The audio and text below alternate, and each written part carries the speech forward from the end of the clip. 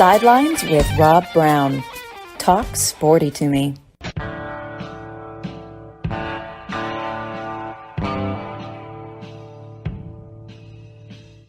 All right, welcome to the Tuesday college football, basketball, baseball, college blitz, focusing on SEC, Southern sports, but college football and basketball and baseball all around the country. Rob Browne here with you the next 2 hours as we are every Monday through Saturday. And we got a great lineup today, starting off with Jake Wimberly down in Jackson, Mississippi, host of the Afternoon Drive 105.9. And then followed by Dave Schultz, 105.5.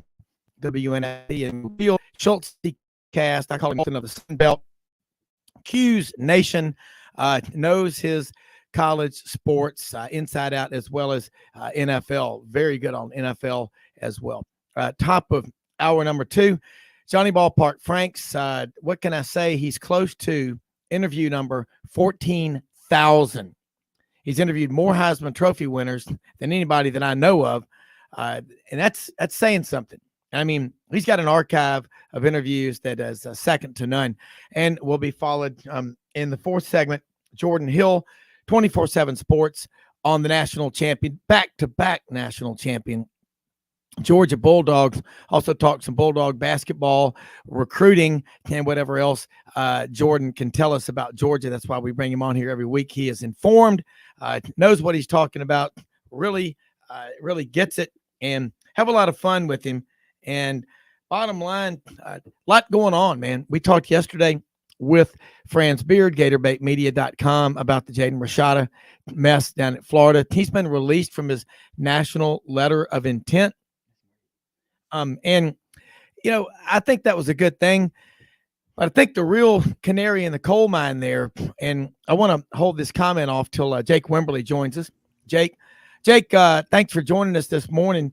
And I want to say yesterday on the show, we were talking with Franz Beard of GatorBaitMedia.com about the Jaden Rashada, the 4-star quarterback from Pittsburgh, California, that supposedly had a $13.6 million NIL deal with Florida. That all fell through. And what Franz was telling us was they gave him a month to go, beat that offer. And he didn't come anywhere close to it. They came back and said something like $1 million each year he stayed. And what Franz speculates is that he'll probably end up at Washington. He might get $250,000. Arizona State and Arizona want him, but they've got less NIL money than Washington does. So I don't like NIL.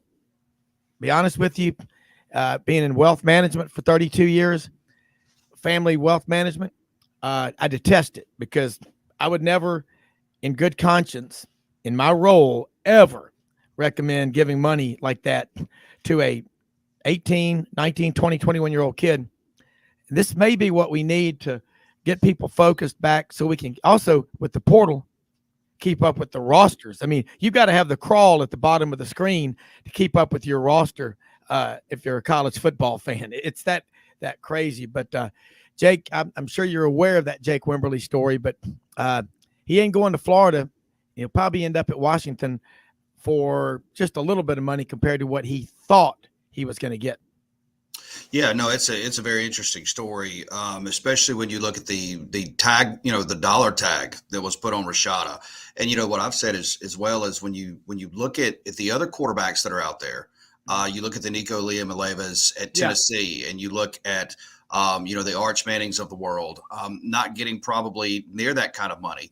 The fact that he's down that pecking order, I just think it sets I kind of blur the lines. I get totally where you're at, Rob, on not being for NIL. I'm about guys getting money. I just think it needs to be a different structure. We're a long way from that. I don't know how that comes about with the current system of the NCAA.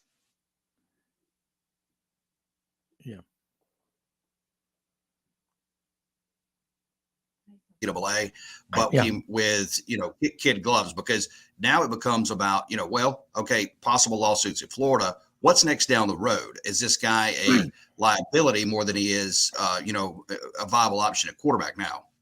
Yeah. Well, Jake, what happened? What Franz Beard was saying was Florida.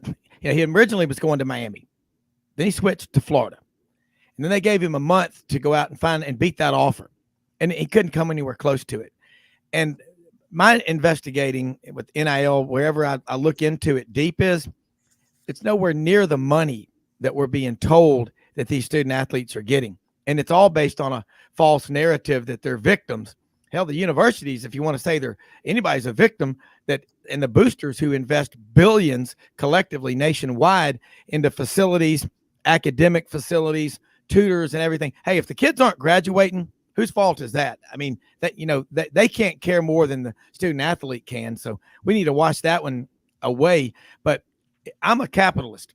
I understand totally about making money. I just wish they would say, all right, you'll get a living. You don't need $1 million when you're in college. Everything's paid for if you're a student athlete anyway. Why not put it into age-banded trusts or incentive-based trusts? But really, in this case, if they're doing the work, they're doing the incentive part. Put it in an age-banded trust where they've got the money when they're 25 and 30 and 35. Or let's build a collective NIL pension at each school if they want to, and put that money in there for all the student athletes and say, look, you're a team. I'm not a socialist by any means, but some kind of a pension to where if you graduate, you do everything right, you've got something to look forward to down the line. Because let's be honest, which is what we always are. Most of that money, if they give it to them up front, it's not going to be spent so much by the student athlete. It's going to be spent by the parasites that are around them, their handlers and the hustlers. And that's what I have a problem with. Oh, no, I agree with you too. I mean, and you hear a lot of these stories, and I know you hear them too, Rob, about, a lot of these universities are using collectives to, kind of keep their rosters in check. You're paying a quarterback that's already on campus, finding them some NIL money, a linebacker, a wide receiver. But then when you start to see, guys move into the portal, there's a couple different dynamics on that. One, we know some coaches are pushing kids into the portal. They're making ways for, you see it all over the place. Jimbo Fisher's doing it. Nick Saban's done it. It happens here in the state of Mississippi where they're trying to make, better roster moves through the portal. But then some guys are moving into the portal because they're getting bad information. And they're, being led by the wrong people. Call it a third-party flesh peddler, a handler, someone that, and a lot of these kids, they just don't have good advising teams. Maybe they don't have a parent. Maybe they don't have a grandparent. They're trying to do this on their own. So you're right. I mean, a lot of these people that help with these young men, they're in it for themselves. It's a lot like the 7-on-7 circuit, and it's a lot like AAU basketball now is what it's becoming. You just nailed it, Jake. And I love that take. I detest what the 7-on-7s have done for this reason. What's happened to linemen? They're not focused on at all. So we're not getting offensive linemen. They're unicorns. I mean, I think in the last 4 or 5 years, Auburn has signed maybe 9 offensive linemen out of high school. And then you look at the AAU. Well, about middle school, basically these coaches start brokering these guys out, and it's a mess. But the thing with the portal, Yancey Porter was on with us from Rebel Yell Hotline in Oxford yesterday, talking about, I think Ole Miss has 12 guys that are they put maybe 25 went into the portal. There are 12 that still hadn't been picked up, and Ole Miss is not obligated, are they, to take them back? No, they're not. And that's the thing that we, I try to keep a keen eye on, and we talk about it on my show is, be it if you focus on On3 or 247 or whatever sports website you adhere to, they all track the portal now. And you see the number of guys, I think we're right around 1,850 in the portal as it closed last week. I think we're hitting at around a 50% hit rate. And that means guys that have found new homes. This when spring practice is over and that portal opens back up in May, that portal is going to get dumped into again. So you're going to see 2,100, 2,200, 2,300 guys jump into the portal in right around 50 to 55%. That means we're looking at a high percentage rate of guys that aren't finding homes. They already had homes. And if they just would have stayed put, they probably would have been okay. Now, again, some of them are getting pushed into the portal, but 47% is not getting pushed into the portal. So there's some bad decisions that are being made. And again, the guys like the Caleb Williams of the world, they're going to find homes, but it's a lot of them that will not find homes, and they're going to have to scrap, and they're going to find themselves in a lesser situation than where they left. Yeah, and I mean, you and I, when we were growing up, they had rosters and they had cuts, and you either made it or you didn't. And I think what the portal's doing a lot now is a lot of these kids, they were told by the coaches, "Hey, you're just not going to get any playing time," you know. And of course, Stetson Bennett was told that. He went away to Jones Community College, came back, and they still threw rocks at him and shot buckshot over his head, you know, like a stray dog. Get off the porch, and he refused to quit. That's why he is one of my all-time favorite college football players. But reality is about half these kids, and Mac Browne talked on the Paul Feinbaum show back at the beginning of the season, there are as many as 4,000 kids in the portal that are homeless. That number's increasing. It became the law of the land October 15th of 2018.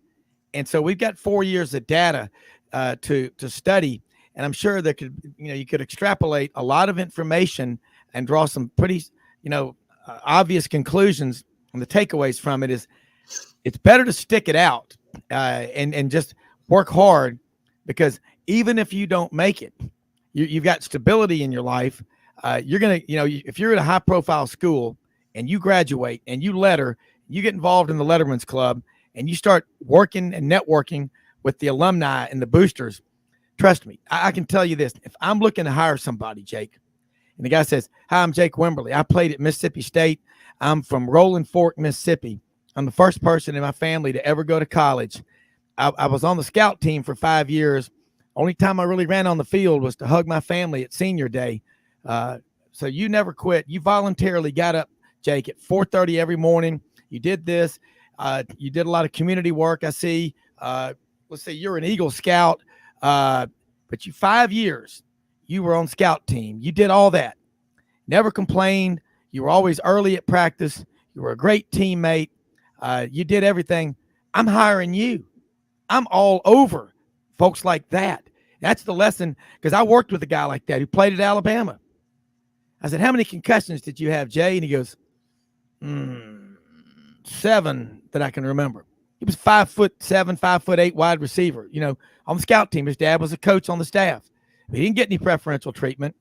But when that guy goes down into Alabama doing business, he walks in somebody's office and they know he lettered at Alabama. Come on. That's what I'm saying, is that, we're supposed to teach the lessons of life. And you're right. I like what you just said. They're getting a lot of bad advice from people who don't have their best interest at heart. It's why I don't like to have in-laws and people like that in on family discussions about family businesses and stuff like that. Because as my attorney used to say, don't turn in-laws into outlaws. No, and you make a great point. And look, everything you're saying, I totally agree with. And we could get way off into a rabbit hole here, but I think it comes down to this is more of a societal deal than it is anything now. Yeah. And here's what I mean. What you're saying takes work ethic. We're not teaching work ethic anymore. I run several interns through Mississippi College and other local universities here in Central Mississippi through our Alpha Media Corporation here. And the first thing I ask them, I'll say, "Hey, these are all college age kids. I'll say, "Hey, what's your work ethic like?" And they look at you like you're crazy. Like, what are you talking about? So we're not teaching patience and work ethic. A lot of these guys that come in at college, they're just gifted, they're talented, and they're working out, and they're doing hard things, but they hear how great they are from the time, they hit 7th grade. Yeah. And, everybody's telling them, well, you should start, you should play, you can beat that guy, you can beat number 2, you can beat 0. And then when 2 and 0 is better than you, they don't know what to do. So we're not teaching work ethic. And this is not just a football problem. This is a societal problem that we're not teaching people. People, that's why you see the, turnover rate in jobs is so high in a lot of industries. And of course you can get down some other rabbit holes with that as well. But I just think it's a work ethic thing. And for those that, like the gentleman, the fictitious me that you just subscribed to, or, the example there, those are the people. And I tell our interns, if your work ethic is really good, you're going to go a long way, because most people's work ethic now is not really good. Yeah. And I mean, I've got, 2 boys, 2 girls, and, listen, I've got one his dream is to get into investment banking. And, he's graduated from Auburn with a degree in finance, and he has great mentors. But I mean, he's working sometimes till, 2:00 in the morning trying to get ahead. And he's 7 months into this. And he goes, "I'm going to be number one. I'm going to be the best." And he actually gave me, 24-year-old kid, gave me a compliment. He said, man, you've always been such a hard ass my entire life. Just, push, find excuses to win, squeeze your hand hard, keep it squeezing it harder. Now squeeze it a little harder, because there's always somebody out there getting up a little earlier than you, running an extra mile, doing an extra something or other to get ahead. But if you're not teaching your kids that, don't expect society to teach. You're right. How many times now you go to a fast food restaurant or anywhere, they're closed early because they just have nobody to help them. I mean, that's the problem. So switching gears on that, I think you can turn around a football program quickly, Jake, if you've got work ethic and you instill work ethic and you have a culture that you create. Mississippi State has a culture. I was really impressed when you were on last time, your knowledge of what's going on in Starkville, in Oxford, and all over Mississippi. But I want to talk now about Zach Arnett, the staff he's building at Mississippi State, what he's doing, because it's likely going to change from what Mike Leach was doing with the offense. And do you think that making a drastic change like that is going to be hurtful, in terms of wins and losses in the short term, and then long term it'd be a much better deal? Or what do you think is going to happen? That's a great question. And that's kind of the elephant in the room in Starkville. And, I think when, Zach Arnett went out and the rumors of Kendall Briles were on the table, and that flirtation was real. That offer was absolutely real. You knew that he wanted to get away from not necessarily what Mike Leach was doing, but I mean, Mike Leach is the only guy that was around that was still running the traditional air raid.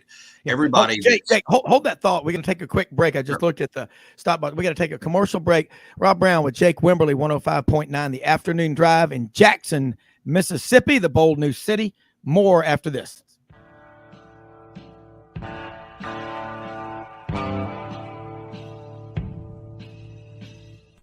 Red River Ford and Toyota, located in Wynne, Arkansas. If you're in the market for a new or used car, truck, or SUV, call, go online, or drop by and see them. Located 45 minutes from Memphis, go off the 4-city exit on I-40 and go north about 15 minutes on Highway 1. Easy to work with and still believe in customer service. If you live out of town, they will deliver your vehicle to you. RedRiverFordToyota.com. Just see what they can do. Strengthen your seed zone this spring with quality tillage equipment from House Industries. Located in Cherry Valley, Arkansas, House Industries specializes in manufacturing superior equipment that will minimize your downtime and keep you working in the field. To ensure the highest quality control, all design, fabrication, and testing takes place in a 99,000 square foot manufacturing facility located right here in the heart of the Delta. Locate your nearest House equipment dealer online at houseindustriesinc.com. House Industries, breaking ground. Sidelines with Rob Browne. Talk sporty to me.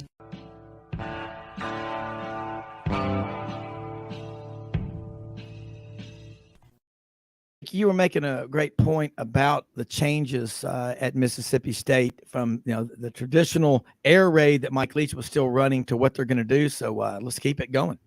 Yeah, absolutely. And again, it's just one man's opinion. But when you look at Mike Leach, he was the only coach still running the traditional air raid. All of his coaches are disciples off his tree, from Sonny Dykes to Lincoln Riley, Josh Heupel. They've done their own little tweaks with it and kind of made their offense themselves. And look, let's be honest. We know this. You can talk to guys in the NFL. Air raid concepts, which are just passing game concepts, are all throughout football. You see it spread all throughout the National Football League. I mean, it's not necessarily, quote, air raid. Air raid's more philosophy. So you knew when Zach Arnett was flirting with Kendall Briles that they were going to change this thing. So they bring in, the Appalachian State coordinator, and of course he's a young guy. He's got, you go look at kind of his last 2 or 3 years as a play caller, and he's a guy that's going to keep it, in the air around 60 to 65% of the time. They're going to run it 35 to 40% of the time. Now that's a drastic increase in the run game, considering what Mississippi State's been doing over the last several years. But I think anything that they were going to do was going to be a drastic change. Now, you asked, was that going to possibly set Mississippi State back? I don't think so. If you were going to do a full-scale flip and try to go to a pro-style offense or try to do something totally off the wall and go to a run game first type concept, then yes, that would. But the fact that you have a 3-year quarterback and Will Rogers coming back, you've got some talent at wide receiver still in that room. You've got some other guys that are there. The biggest question is, you look at this offensive coordinator, he likes to run, a lot of base 11, base 12, 2 tight ends, 1 back, 1 tight end, 1 tight end, 3 wide receiver sets, really uses the tight end. Does Mississippi State go grab a tight end or 2 in the portal? Do they kind of go away from that? But I think that this offense will still score. At what level? That's yet to be determined. But obviously, the run game is going to become more of an option for Mississippi State, from this point forward. Well, when you look at Mississippi State, traditionally, and I've been to many games in Starkville, watched them for a long time. They always have big physical linemen on both sides, offense, defense. But look at the depth or lack thereof of offensive linemen, not just at Mississippi State, but around the league. And if you can get in a stud group of offensive linemen that are all in, I mean, I think it is harder than ever to try and predict, the divisions. I mean, Alabama, with all that talent they had, they were 10-2 this past year, but they had 5 games that went down literally to the last play. And without Bryce Young, you could say they're 8-4, they're 7-5. Now everybody thinks this coming year, they'll just go put somebody in there at quarterback, whether it's Ty Simpson, the 5-star out of Martin, Tennessee, or Jalen Milroe out of Texas. I don't know who it's going to be, but I know this. 2 years ago, they signed what was believed to be the top offensive line class they'd ever signed at Alabama. And I think J.C. Latham is the only one of those guys who's been able to get on the field. I mean, you talk about work ethic. Where does it matter more on a football team at one position than offensive linemen? And I think these kids, I think it's earlier than 7th grade. I see mommy and daddy ball in 1st and 2nd grade. Who spends the night over at the coach's house the night before the game, gets the playing time? Who's taking who to their duck club? Who's taking who on their private jet to go skiing out in Beaver Creek, Colorado? I've seen it. It's catching up with these kids, I'm telling you. And I'm just asking you, at Mississippi State, they've got money, they've got facilities. In 2 or 3 years, they're going to be getting $90 or $100 million a year just from the SEC office. And they've got some wealthy alumni that contribute over there as well. I'm just asking about offensive line. Where do you think we're going to find them? And in the state of Mississippi, you got 17 junior colleges. Can they, along with the high schools down there in a state of less than 3 million people, provide enough for Ole Miss and State, and considering all the out-of-state schools that come in there as well? Well, I don't think you can stay specific to just the state of Mississippi when you're talking offensive linemen. The state of Mississippi traditionally, at least over the last 10 years, has put out better, and if you can go 10 to 15, better defensive linemen than offensive linemen.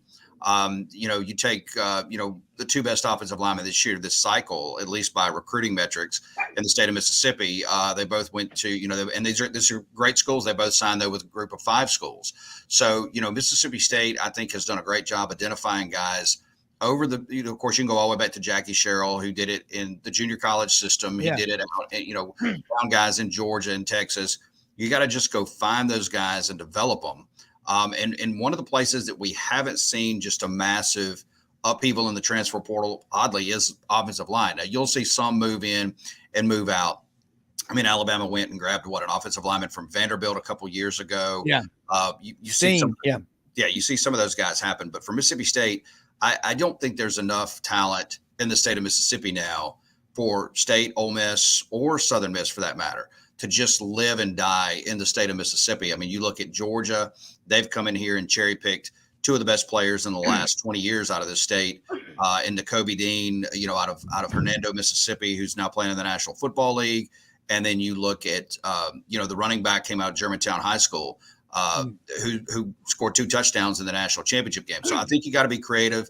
I think you got to go find these guys. If you can pick up a player or 2 in the state of Mississippi, that's great. But, the junior college system is one way to do it, but you can't live and die inside the state. Yeah. And along the line of what you said about work ethic, here's a text from one of our listeners, Dr. Waller May. He's dead right. Veterinarian in Tuscaloosa, May Veterinary Clinic, says, I see it with the young veterinarians. His brother's an attorney. He sees it with young lawyers. It is an epidemic. It's everywhere. And that's why you couldn't have picked a worse time to make NIL the law of the land with some of the sorriest work ethic we've ever seen as a country. You're wanting to, these kids are, I'll tell you what I think happened with Jaden Rashada. He wanted the money up front. I mean, you and I both know, and I've been in the commission business a long time. You know, if there's a initial not in the right place, signature in the wrong place, or a signature that was not filled out of 40 pages of paperwork, you ain't getting paid till all that stuff, your I's are dotted and your T's are crossed. And what we've got here is a failure to communicate. Pontius Pilate, Mark Emmert pushed this off, but the NCAA and the colleges, they could have got in front of this a long time ago, couldn't they? Oh, they could have, and they just kicked the can down the road. And now the NCAA doesn't have any oversight, and they don't have any teeth really to go along with it. You know, and I know that they're looking towards Washington, D.C., asking for help. I don't think that the help's going to come from that either. Again, just for me, and this is just my opinion, I think the only way that you reel this thing in, and it would take a massive overhaul of the entire system, is to create basically, let's call it what it is. This is not amateur sports anymore. This is pay for play. Yeah. This is a professional league. As you create a different model for the group, for the Power Five, and then of course you'd have to have something different for the Group of Five, where you need a commissioner of the league, you need a salary cap, you need. I'm not a big union guy, but you need a players union. That's the only way you're going to do this, because right now there's no uniformity across. I mean, you go from one state to the other, California to Florida, north to south. There's no uniformity with this. There's nobody checking this. The NCAA is not going to check it. Washington, D.C. is not going to check it. It would have to take a new structure to do it. Yeah. And I think where we're going with this is, I know Tommy Tuberville and Joe Manchin, senator from West Virginia, are working a lot on it. And, Coach Tuberville, senator coach, 41 years in coaching. I'm sure he hears every day from coaching colleagues around the country, hey, this is crazy. I'm in my office trying to, put practice plans and game plans together.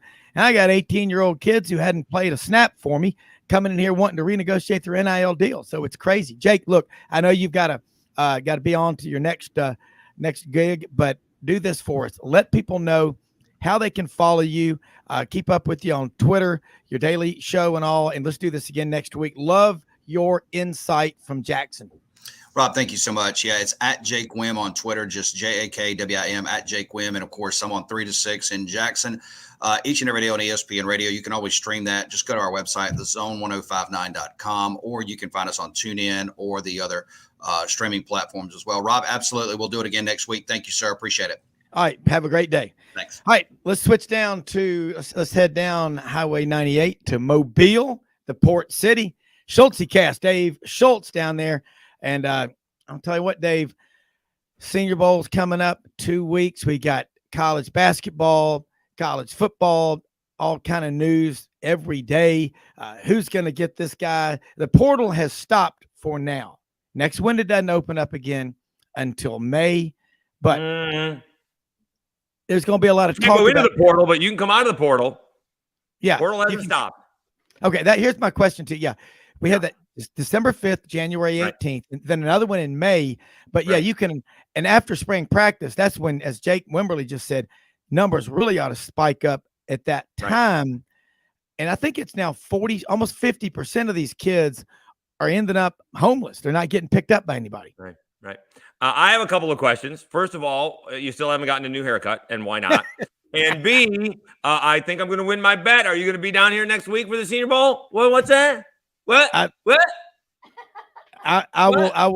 will try. The only problem I have is the youth. That's the youth waterfowl hunt. Yeah, well, I win. My deal was coming months ago. Well, they need. I want to. You're going to wear that for a year, just to let you know. I wear know that for a year. I want to be down there at the Senior Bowl if there's any way possible. That's the youth waterfowl hunt, and the what? I've got one of my big sponsors, and his son, who's a youth, who's 13, want to come. So I've got to take care of business on that end first, and I'm looking forward to it. Did you say you're going to a fowl hunt instead of the Senior Bowl? No, a waterfowl, the youth duck hunt for youth. You're going duck hunting.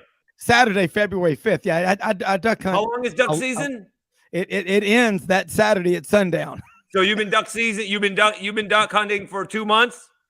Since November 19th. Is it duck season or rabbit season? It's duck season, and it's rabbit season or duck as well. season. It's rabbit season as well. Boy, did I call that one. I knew you weren't coming. You're all talk there, Rob Browne. You're all talk. Well, here's my problem. I can't be. Blame it on your mom getting sick, and now you're blaming it on duck season. Okay. Yeah, I will look. All right. If there's any way to do it, I definitely want to do it. And I can tell you this much. I've got about 5 things going at a time always, it seems like. But let's get back. All you got to say is, Dave, you were right. You knew I wasn't coming the whole time. Well, I didn't know I wasn't coming until I didn't know I was coming. I did. I knew you were not coming the whole time. Well, I did. Let me say Go this. ahead. Audrey, when football season is over, she gets a when little is bit football of season over? I guess you could say after the Super Bowl, February 12th, but spring practice, somewhere out there is some school that is starting spring practice about February 15th or 20th. I'll bet you a steamer pack of crystals. Well, I mean, Coastal Carolina, they start really early, right?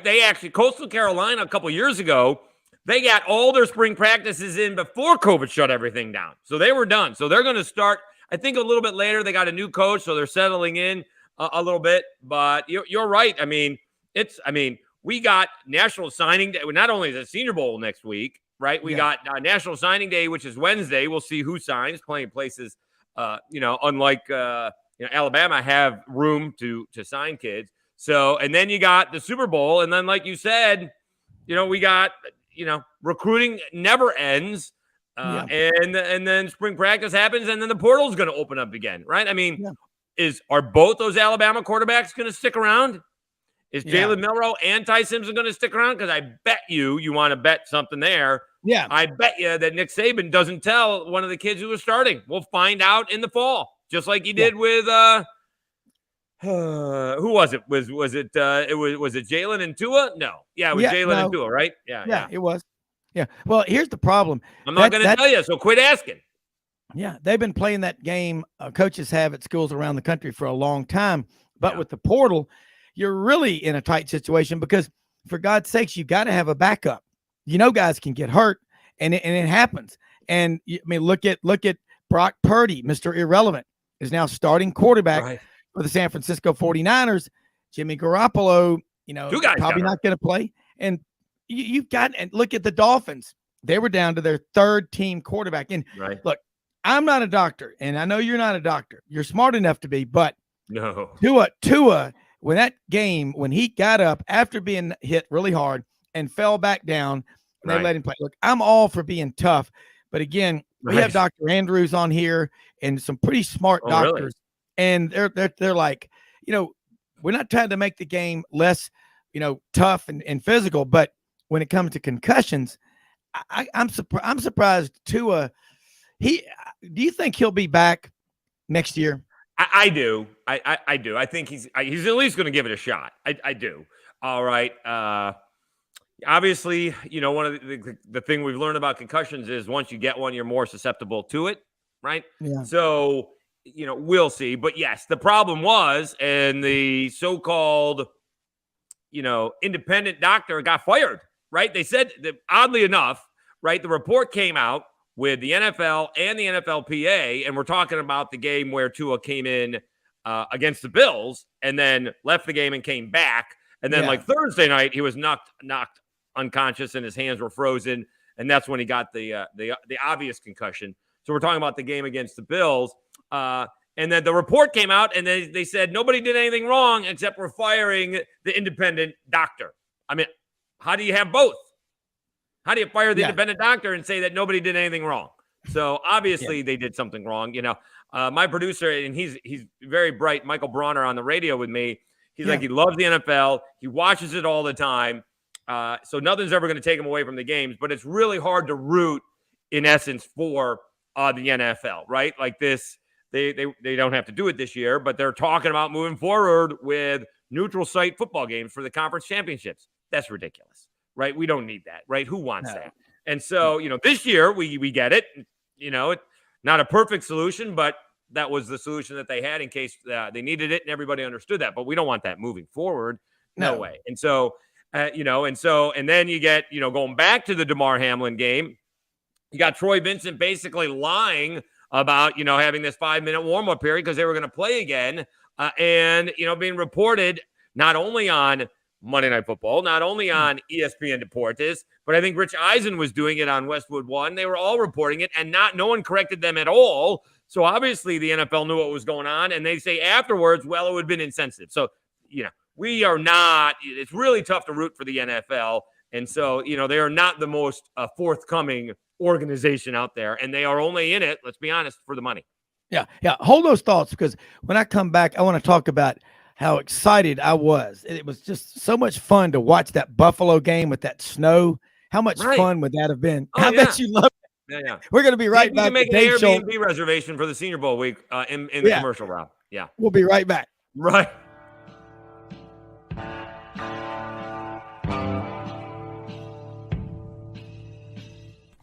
Red River Ford and Toyota, located in Wynne, Arkansas. If you're in the market for a new or used car, truck, or SUV, call, go online, or drop by and see them. Located 45 minutes from Memphis, go off the 4-city exit on I-40 and go north about 15 minutes on Highway 1. Easy to work with and still believe in customer service. If you live out of town, they will deliver your vehicle to you. RedRiverFordToyota.com. Just see what they can do. Strengthen your seed zone this spring with quality tillage equipment from House Industries. Located in Cherry Valley, Arkansas, House Industries specializes in manufacturing superior equipment that will minimize your downtime and keep you working in the field. To ensure the highest quality control, all design, fabrication, and testing takes place in a 99,000 square foot manufacturing facility located right here in the heart of the Delta. Locate your nearest House equipment dealer online at houseindustriesinc.com. House Industries, breaking ground. Sidelines with Rob Browne. Talk sporty to me.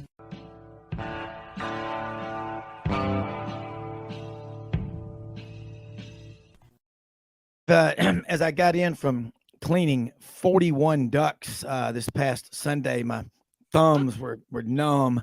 I went inside, built a big fire in the lodge, looking out the windows and the big den at Crowley's Ridge.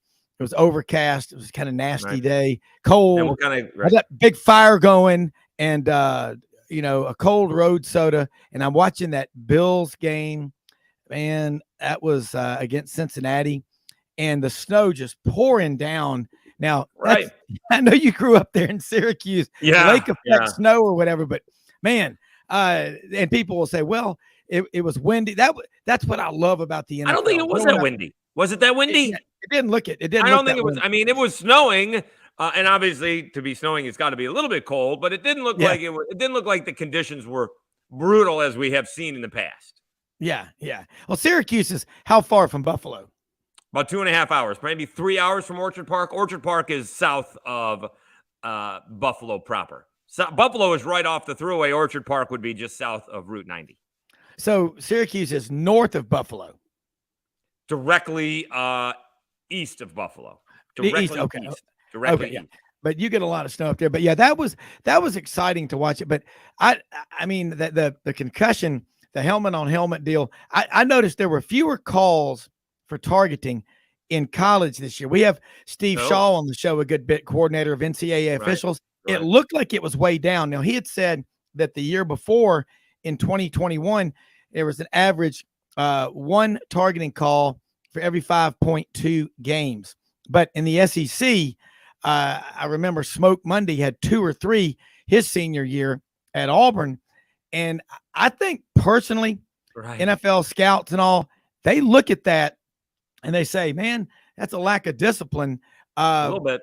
And look, nobody is better at evaluating and putting on it than Jim Nagy. And you get to talk to him every week, and we get him on the show sometimes, and he's incredible. And 41% of the players on NFL opening day rosters, from Senior Bowl. And it's not the game that's so big. It's the week of the practices, the owners, the GMs, player personnel directors, coaches, and everybody. Kind of talk to people about how awesome it is in case they're on the fence about coming or not. Well, I think it's awesome, and just the guys off the top of my head. I mean, think about who excelled in the NFL this year. Dameon Pierce for the Texans before he got hurt. Senior Bowler all last year. Tariq Woolen, maybe the defensive player, the defensive rookie of the year. He excelled, right? He led the league in interceptions. Jalen Petrie, he was a Senior Bowler, and it's just so much fun. Obviously, we all like to talk about the quarterbacks. But I like, Cole Strange, right, out of UT Chattanooga. Now he ends up on my team being the Patriots. And, he played pretty well. He's starting for the New England Patriots. So, he's a first-round pick. Even yesterday, Jim Nagy was like, people were asking him, how many first-round picks do you think you have in this year's Senior Bowl? And he's like, well, I can't really tell you. It's still kind of early. Last year at this time, we had Cole Strange sitting here, and he was probably a day 3 pick. And he ends up going in the first round because of the Senior Bowl and the draft process. So, you get up close and personal with these guys. It's a lot of fun. I met Jake Andrews in person. I had him on Locked On Sunbelt podcast. Carlton Marshall is the hometown guy. Yeah. He lists at less than 5'8", and Nagy is like, there's never been a player at his position in the NFL at that size. So we'll see if he can find his way onto a team, right? You're going to have to take a flyer. Maybe someone assigns him as a non-drafted free agent. We had 3 Alabama players yesterday. We had 2 Auburn players and 2 Troy players. And there's 2 South Alabama players in the game as well. So there's a lot of local flavor, and, we're looking forward to it. The quarterbacks will not be the headliners in this one. We do have Max Duggan, and we're waiting to see if Stetson Bennett ends up coming. He was just invited. Will Levis is banged up. Bryce Young is probably not coming. So it'll really be other guys than the quarterbacks. Maybe the running backs are the highlight of it. Kenny McIntosh out of Georgia, Tyjae Spears out of Tulane, and others are looking good. But it's just it's the undertold stories. It's not necessarily the first round prospects. It's the guys like the Tariq Woolens and the Jalen Petries who go to smaller schools. Well, Petrie went to Baylor, I think. But some of these other guys, like Dameon Pierce, was underused at Florida, right? And he was great. Can I tell you a quick story, Rob, about Dameon Pierce? Oh, yeah. So I don't know where, it's very difficult getting in touch of these guys once they leave college. And I just thought he was in Gainesville when I told him what time he was coming on. So I went Eastern Standard Time. And wouldn't you know it, he was in Central Time. So he texted me. He's like, I thought you were calling. I'm like, well, we did, and you weren't there. He's like, well, I'm in Texas now. Oh, so I'm like, can you come on right now? He's like, sure. And we talked about pass blocking. He's like, you could not get on the field if you didn't pass block. So the first thing as a running back going in the NFL, he's talking about pass blocking and pass protection. How much do you think scouts love that? That was awesome, right? And yesterday, Jake Andrews talked about how many lessons that he learned from wrestling in high school. And Jim Nagy said the scouts are going to love that you're a wrestler in high school. So it's just great learning all these guys' stories and where they come from and how hard they work to get here, although everybody worked just as hard to get there. But, it's the guys who, we'll see where last year Jalen Tolbert from the South Alabama went to the Cowboys. Didn't have the best season, obviously, didn't play very much. We'll see where Jalen Wayne goes, right? We'll see where Darrell Luter goes. Darrell Luter, a couple years ago, was going to junior college in Mississippi. Transfers to South Alabama, gets all the recognition last year, and now he's in the Senior Bowl. I mean, that's quite the jaunt for Darrell Luter Jr. So we'll keep an eye on him as well.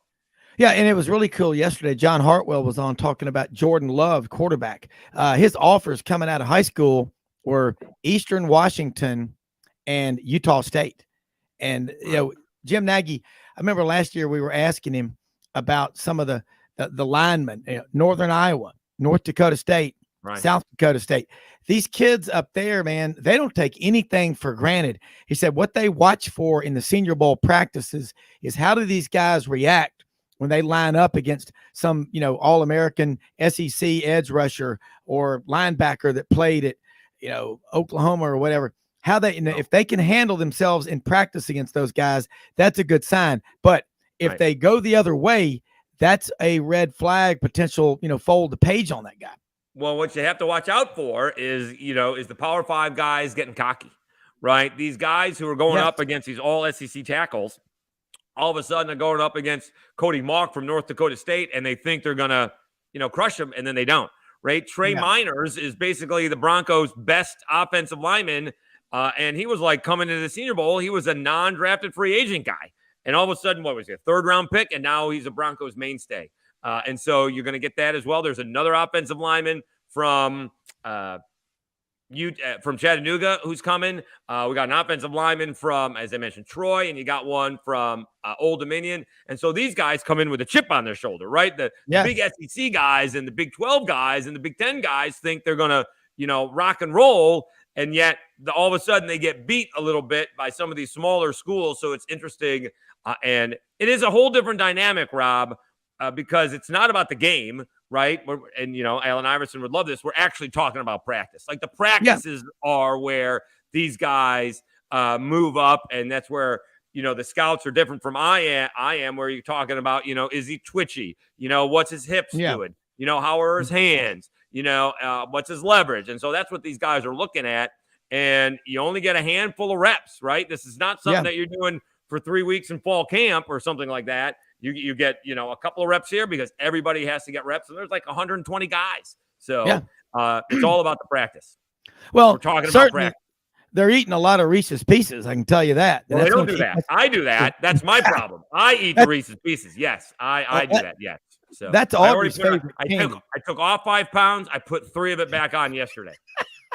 Well, I'll tell you. Hey, Dave, you are exactly right. And talking to coaches in different places with you and I get to do a lot, and they will tell you. And I wanted to add, you took it from before I even said it. Is as much as they look at how does the guy from North Dakota State or Northern Iowa or Utah State react when he lines up against some SEC guy that's an All-American, but it's also the other way around, just like you said. And a lot of these guys, they have not been challenged. I mean, every level that you climb the ladder of success in sports and in just regular life, you're always going to be challenged, or you better be ready to, because if you're not, you're going to get sucker punched, at 3 a.m. in the side of the head and knocked off the bar stool. You better get back up and start fighting. That's what these guys, they do come in with a chip on their shoulder. Carlton Marshall, he may be 5'8", 5'9", whatever. Look at the numbers. He doesn't know he's only 5'8". He plays like he's 6'2" or 6'3". Yeah, he does, but he plays like he's a 6'3", 230-pound linebacker. And that's something you can't let other people define you. You cannot let other people write your story or your narrative. Gandhi said it best, man. And I'm not I don't know everything Mahatma Gandhi said, but one of the things he said that's true, I will not allow other people to walk through my mind with their dirty feet. And that's what a lot of people allow other people to write their story. Senior Bowl, what Jim Nagy and that staff and the city of Mobile do is, and I've got a lot of friends in Mobile, and they're like, Browne, it's incredible. And people out there that are listening, go to seniorbowl.com on the website. And Dave, you can tell them how to do it, but go down there and you, like Jim says, every NFL owner, coach, player personnel director, GM, the players, former players, they're all there. It is and they have a week-long festival. They have parades. They have Reese's Pieces. You're going to have all the Reese's Pieces you could dream of. But to me, the takeaway, Dave, is what you just said. It's these guys that play at these big schools. Remember the Auburn, Minnesota game 3 years ago in the bowl game? Right. And Gus was, this is a business trip. We're going down there to get butter, Butter. Right. And I looked at the roster of Auburn. There were 57 players that were 4 or 5 star rated players out of high school. I looked at Minnesota's. You know how many they had out of the entire 85 scholarship? 4 guys that were 4 stars, no 5 stars. The rest 3s, 2s, non-rated. They whipped Auburn sound. Dominated the line of scrimmage. But you know what? The thing that I took away from that game was what the pro scouts said, the Carolina Panthers. They said, we watched Derek Browne in that game because we had our eyes on him early on. In the game, when it was out of hand, he was still out there on a goal line stand, diving, making tackles, rolling on the ground. Well, the game never got out of hand. Yeah, well, it was clearly, it wasn't like it was a blowout, but was it? No, Minnesota had the run. Minnesota had the lead, and it was a 1-score game, and Auburn couldn't stop them. They just ran it down their throat time and time again. Yeah, and they had that. But I like the point that you're making. Yeah.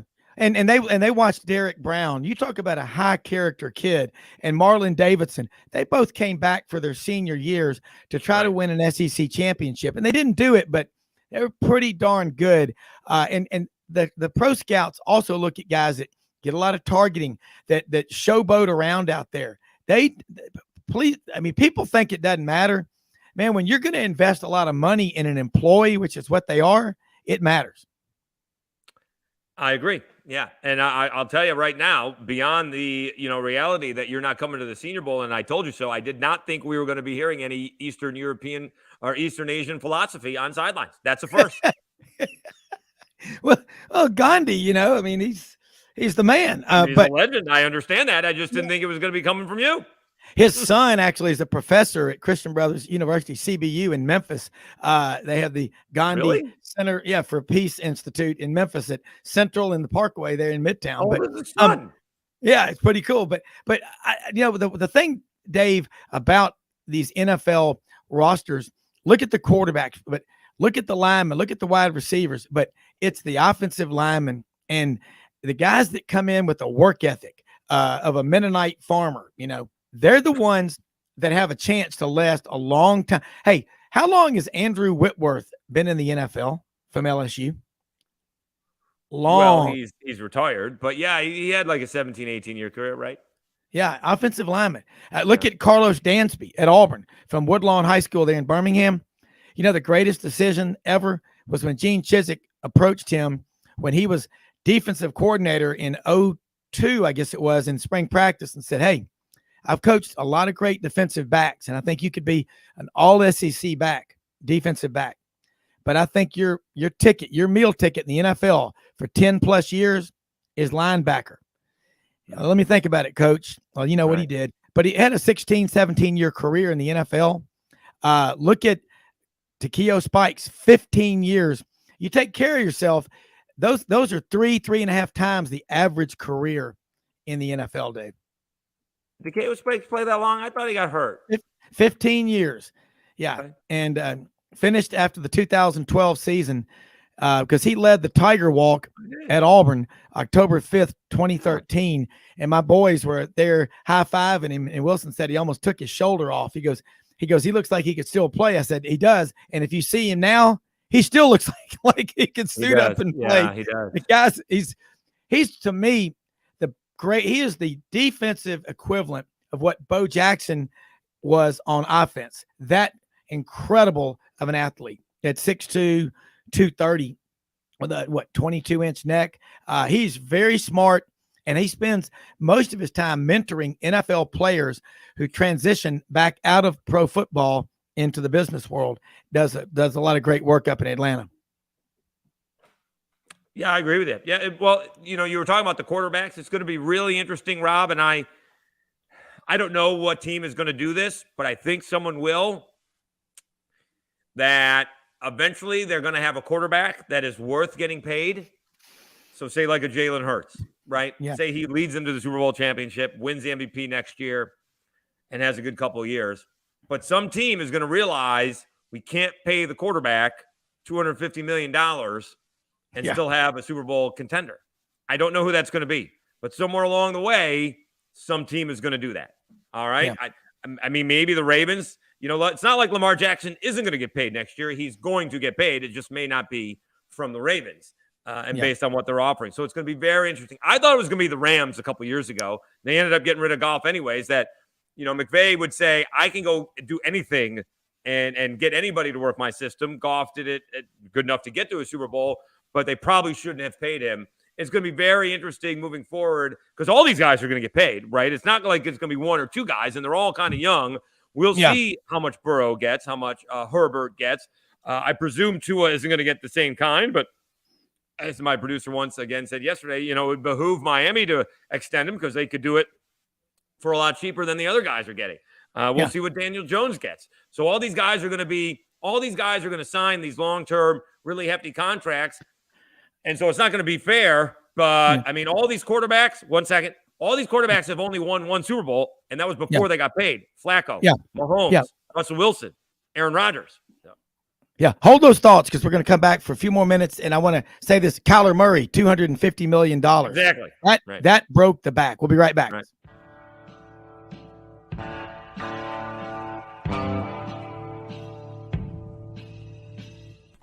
Red River Ford and Toyota, located in Wynne, Arkansas. If you're in the market for a new or used car, truck, or SUV, call, go online, or drop by and see them. Located 45 minutes from Memphis, go off the 4-city exit on I-40 and go north about 15 minutes on Highway 1. Easy to work with and still believe in customer service. If you live out of town, they will deliver your vehicle to you. RedRiverFordToyota.com. Just see what they can do. Strengthen your seed zone this spring with quality tillage equipment from House Industries. Located in Cherry Valley, Arkansas, House Industries specializes in manufacturing superior equipment that will minimize your downtime and keep you working in the field. To ensure the highest quality control, all design, fabrication, and testing takes place in a 99,000 square foot manufacturing facility located right here in the heart of the Delta. Locate your nearest House equipment dealer online at houseindustriesinc.com. House Industries, breaking ground. Sidelines with Rob Browne.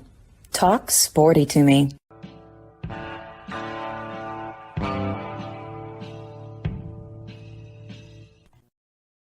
Dave Schultz, a couple of minutes before I know you got to get going, and we'll be in hour number 2. But the Kyler Murray thing, $250 million, and Colt McCoy, who's been in the league now 13 years, takes over out there. But I think it'll break the bank paying a quarterback that kind of money. Yeah. And then because it takes away from getting players at other positions. The offensive linemen and the cover corners. That's exactly right.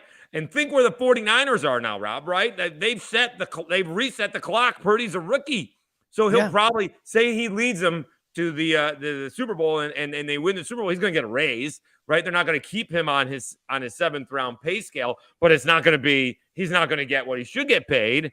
And so they're on a rookie deal for like 4 more years. They're on a rookie deal. In fact, 3 more seasons because he doesn't get the 4th year or the 5th year contract. So they get 3 more years of being really cheap at quarterback. That's why they can afford Deebo Samuel and George Kittle and Williams, the left tackle, and Christian McCaffrey and all the others. So it'll be really interesting to see on who. Otherwise, you know what you get, Rob? You get the Cowboys, right? They get a little bit above average quarterback, and they're paying him all the money, and all of a sudden that offensive line isn't quite as good, and you have young guys in the secondary, and they're just not quite as good as they were. They gave all the money to Ezekiel Elliott, and that didn't work out. So you get a team like the Cowboys who are good and are playoff worthy, but are not really Super Bowl contenders. Yeah, and with Tony Pollard going down in that game with the injury, Zeke Elliott did nothing. And Dak Prescott is very average. Right. The only receiver they have, CD Lamb, and So I didn't realize this until I saw it. Someone else was breaking it down. I guess Dan Orlovsky broke it down. T.Y. Hilton was wide open on the other seam. Yeah. So he went to CD Lamb and he was covered. And Fred Warner that's a ridiculous play for a middle linebacker. Maybe he had a good angle on him because of where he was positioned.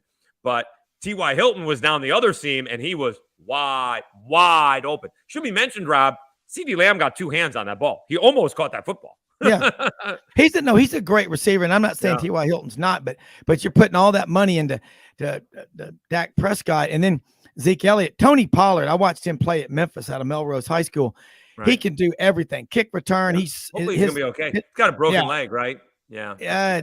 Yeah, that was awful to see him go down. But great kick returner, running back. He's a utility. He can do everything.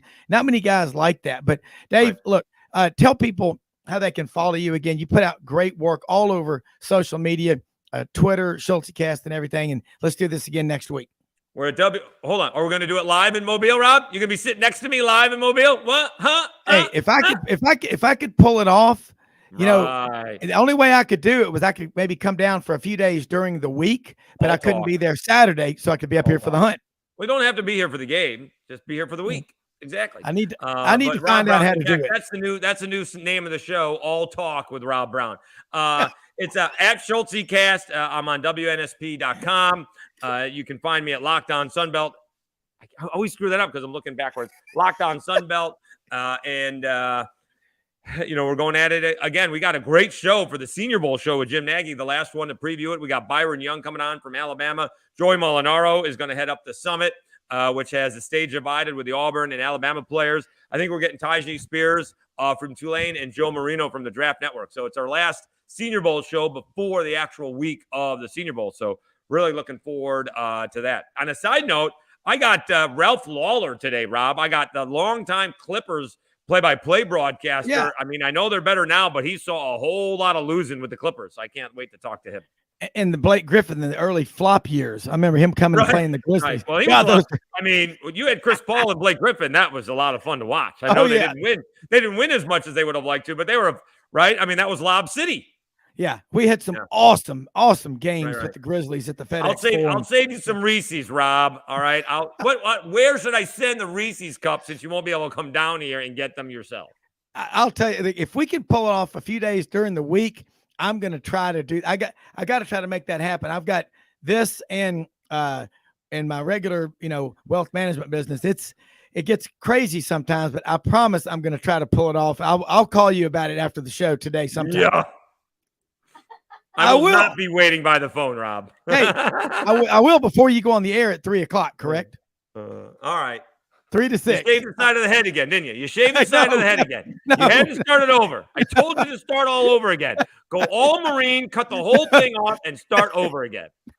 Q's Nation, man. No, but look, Dave, be ready. I will call you, and then let's do it again next week. Hopefully from Mobile. Be good, Rob. All right, you too. Thanks. Bye-bye. All right, we got to switch now. Let's head to Nashville, home of Johnny Ballpark Franks, number 14,000. Not too far away.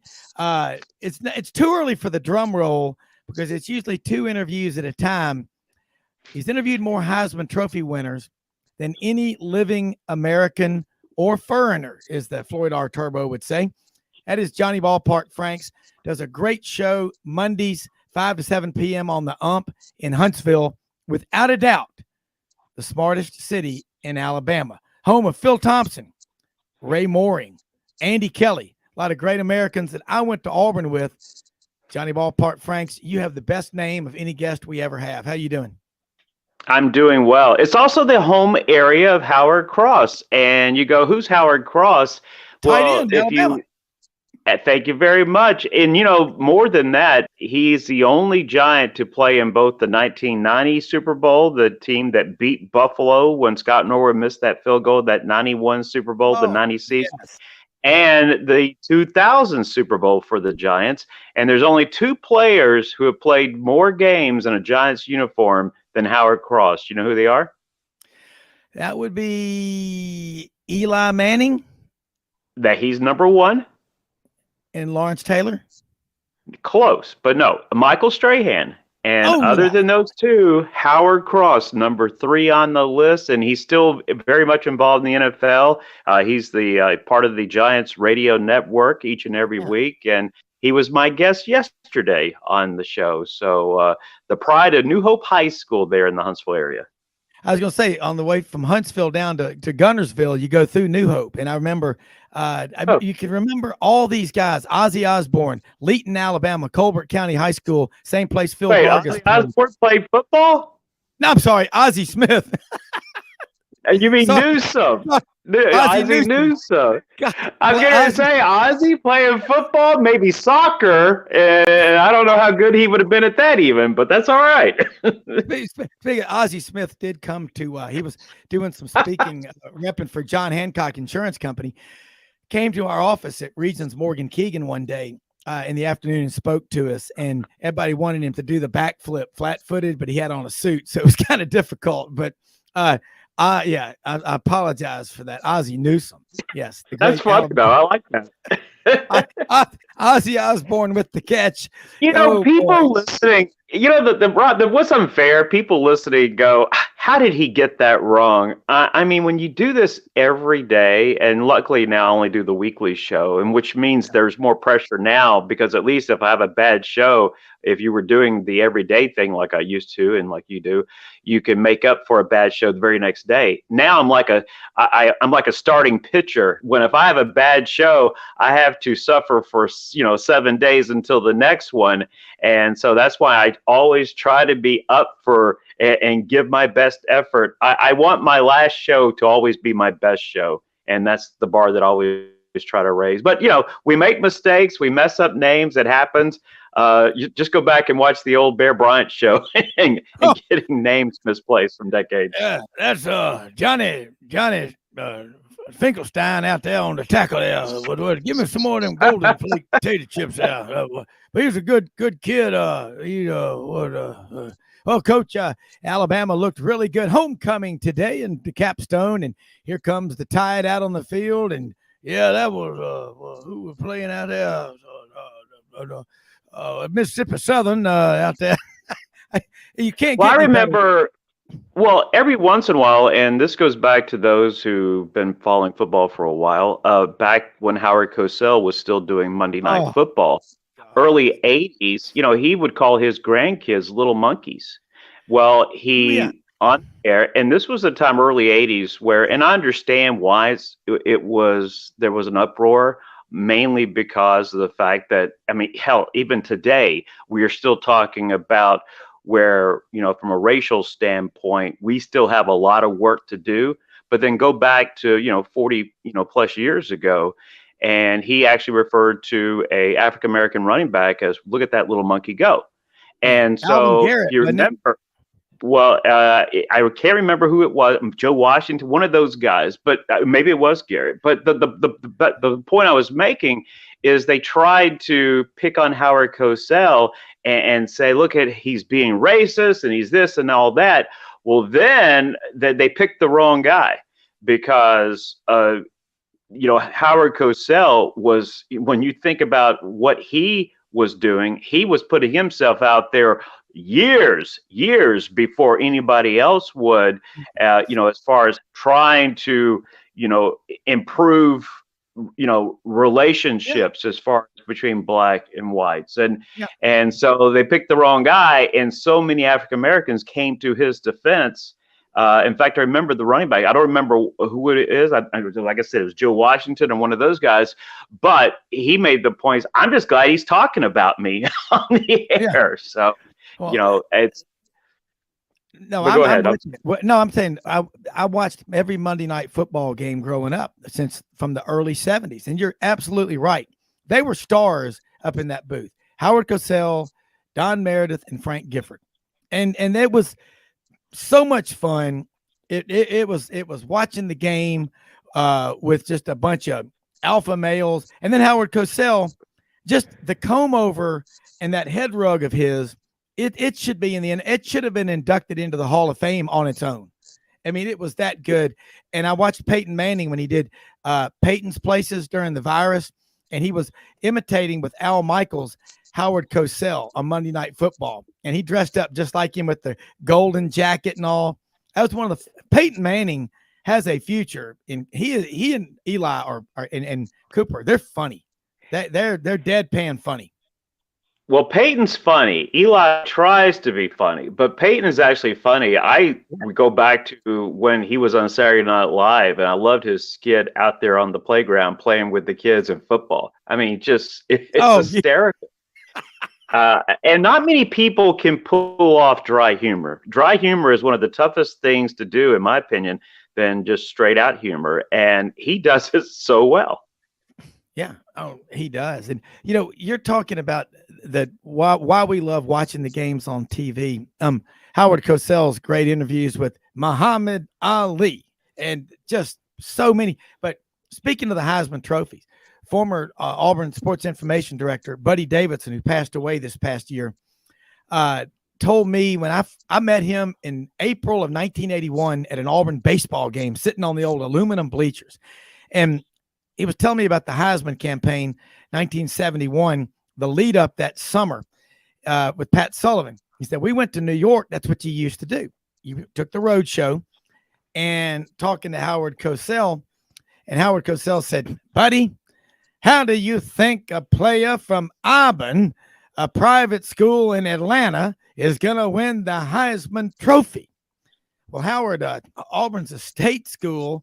It's located in Auburn, Alabama. Whatever, but I don't know how he's going to beat Ed Marinaro. It's just, but I mean, just Howard Cosell's was bigger than the event is what it was. He tried to make himself that way, at least. You bring up the Heisman Trophy, and, as we've talked about it, besides all the interviews, I am working on a book for the 90th anniversary for the Heisman Trophy, and not just the winners, but also the finalists. So there's a part of me this weekend, I've got a dog in the hunt on Sunday, because I want Philadelphia with Jalen Hurts, a Heisman finalist, to take on Joe Burrow and the Bengals in the Super Bowl, a Heisman winner in Joe Burrow, I may add. That's the matchup I'm looking for, because it only adds extra storylines for me. Well, the Heisman Trophy, look at it now versus the history of that award is still, you could argue it's bigger long-term for a university than a national championship, because the national championship is always going to be that year, 30, 40 years ago or last year. But that Heisman Trophy winner, he's a living, breathing, human. I don't know that if when you combine both of them, if you're the Heisman Trophy winner on a national championship team, you are elite royalty status. But I just tell people real quick, and I know we got plenty of time left, but how can they tap in to your library of Heisman Trophy interviews and listen, as my website designer and social media director, Nigel Britt, says, at their leisure?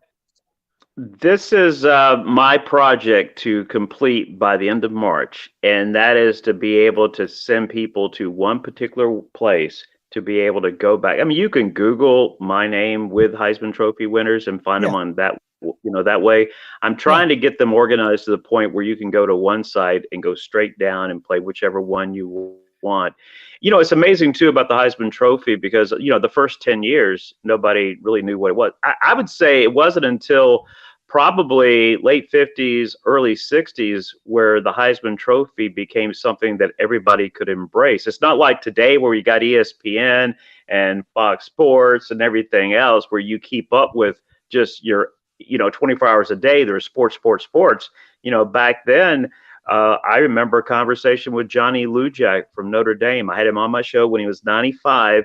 And he didn't even know what the Heisman Trophy was. His parents had to explain that to him. And this was like the 12th or 13th year of the Heisman Trophy. As time goes by, for those individuals, they realize just how special of an honor it was. And I go back, we bring up Pat Sullivan from 71. There's parts of the Heisman Trophy as far as the past that I disagree with, but there's really nothing you can do about it. But I will be talking about it or bringing it up in the book.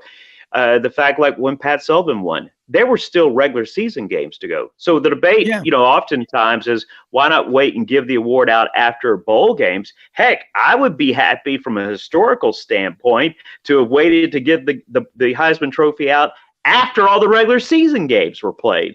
Because I go back, if you remember in 71, award that was given out after the season for the SEC Player of the Year, it wasn't the Heisman Trophy winner in Pat Sullivan. Remember, he had an off game against Alabama. It was the Italian Stallion, Johnny Musso, as the Offensive Player of the Year. And I brought this up with Johnny. I think Johnny would have leaped over everybody. He finished fourth, but he had a great game in the Iron Bowl against Auburn. Hold those thoughts. Hold those thoughts. Sure. I want to follow up on this because this is a big, big deal. And they were both great friends. And that's even more special. We're going to talk more right after this quick break.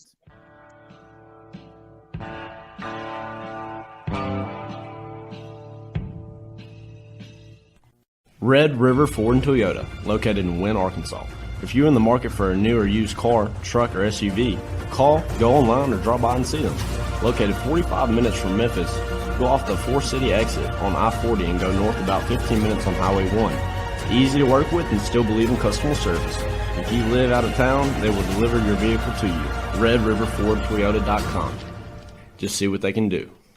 Strengthen your seed zone this spring with quality tillage equipment from House Industries. Located in Cherry Valley, Arkansas, House Industries specializes in manufacturing superior equipment that will minimize your downtime and keep you working in the field. To ensure the highest quality control, all design, fabrication, and testing takes place in a 99,000 square foot manufacturing facility located right here in the heart of the Delta.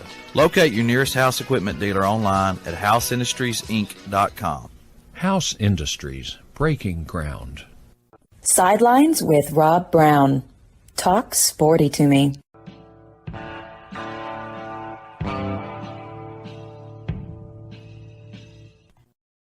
Johnny, along the lines, just some color commentary on that one. I always remember my whole family, mom, dad, Susan, Elizabeth, and me, got on the foot of the bed in my parents' room and watched that announcement Thursday, Thanksgiving night. John Ott from the Downtown Athletic Club, they opened up an envelope. He goes, "We've got one winner here. Heisman Trophy winner is Pat Sullivan of Auburn. Congratulations, Pat." That was a Thursday. And then they had a big celebration at the Coliseum in Auburn. And then it was like sometime that next week, they went up to New York, and there's a great picture of Pat Sullivan, Shug Jordan, and John Wayne with a cocktail and a cigarette all up there at the podium. But I still listen frequently to Pat Sullivan's acceptance speech. It was so powerful.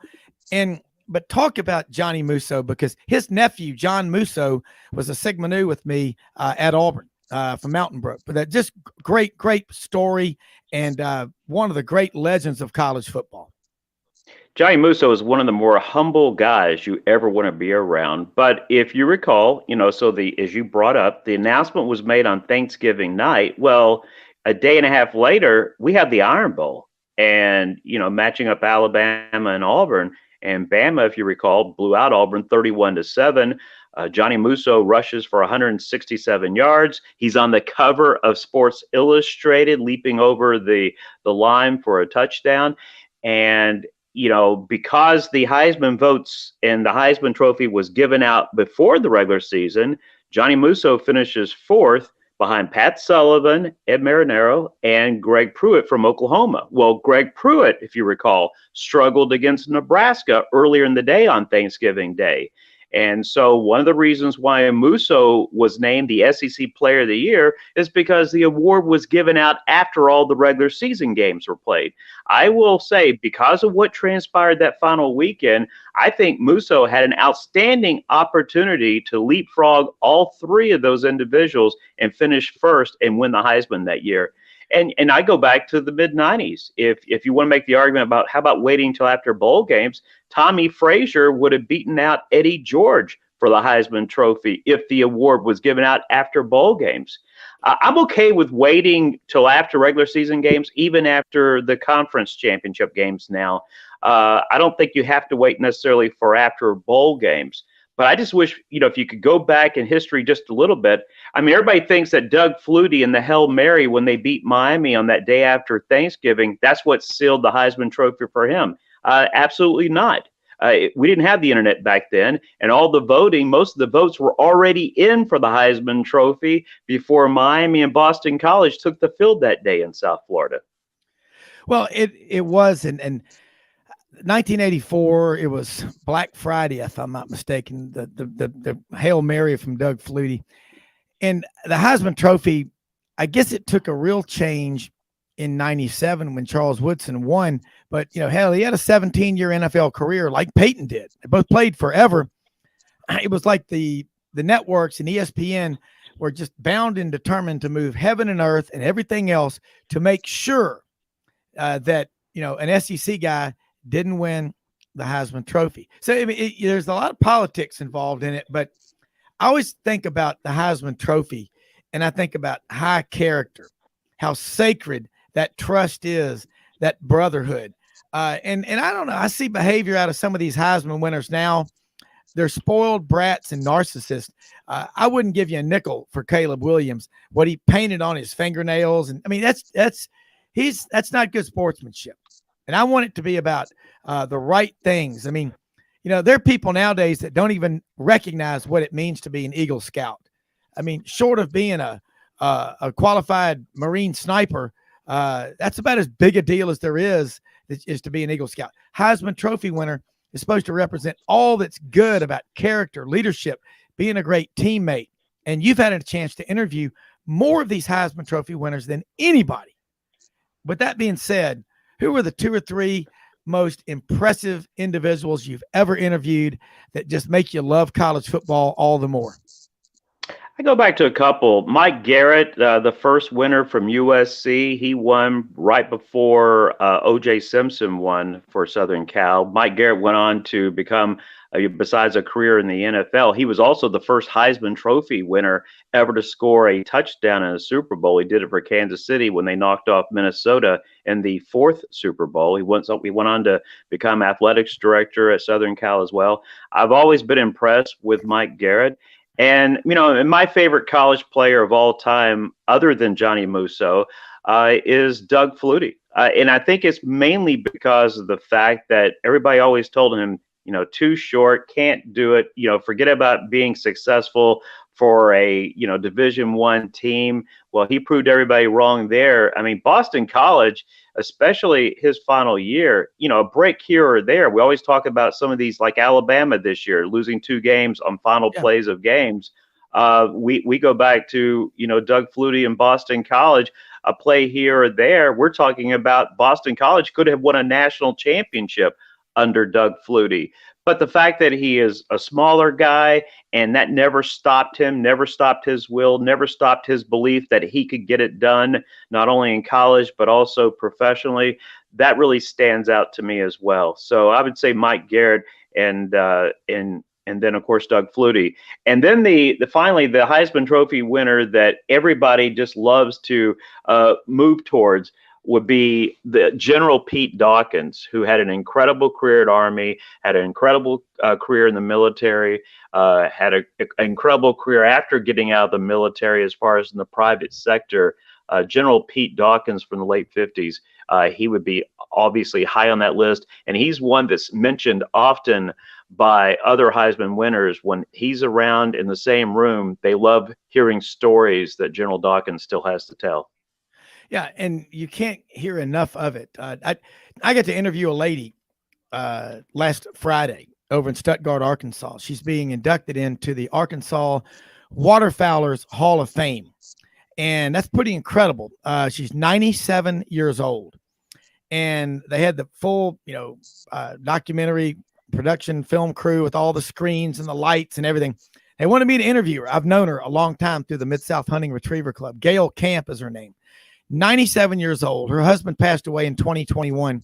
They were married over 70 years.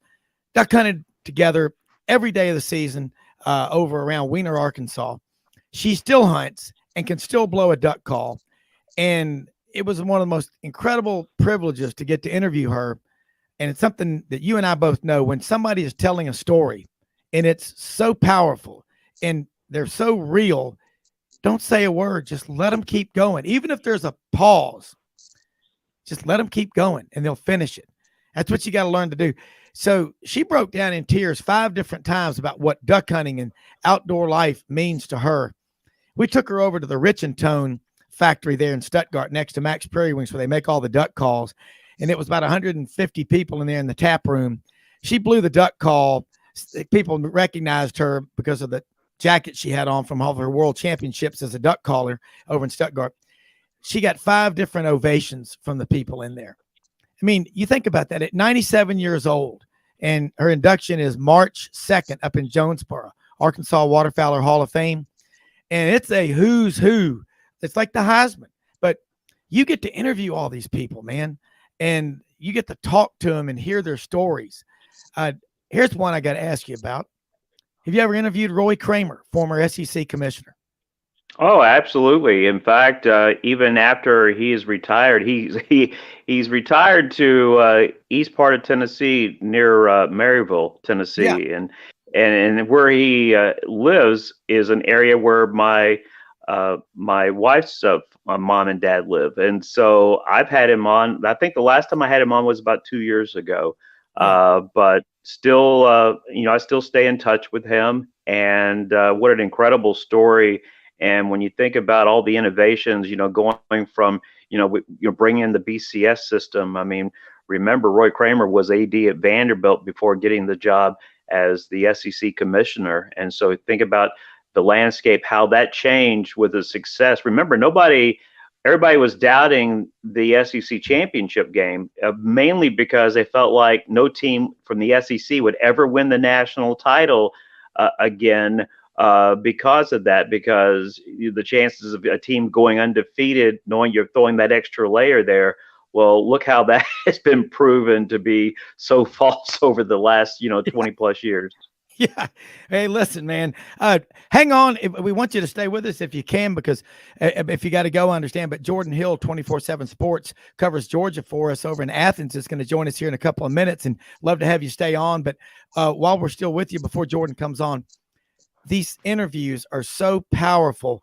Again, you can Google them and find them. But by March, you're going to have the vault, I guess you'll call it. You can call it the Heisman Vault, the Heisman Library. What are you going to call it? I don't know what I'm going to call it, but I'm going to have all these, these interviews with Hall of Famers too, like Phil Negro and individuals like that. And so my goal is to get them all in one place by the end of March. So that's the goal. And if not, then it'll come in pieces, but that's the goal, to get it there. And because we're losing, I never had Charles White on, unfortunately. When I started doing this deep dive, he had already was suffering the signs of dementia, and he was unable to come on back in 2020, and we just lost him recently. And so he's one of those guys that we lost. And so, I've done a really solid job of getting the older guys on the show. There's still one like Roger Staubach I would love to get on. But really the Heisman Trophy winners that I'm waiting on are the ones that have won.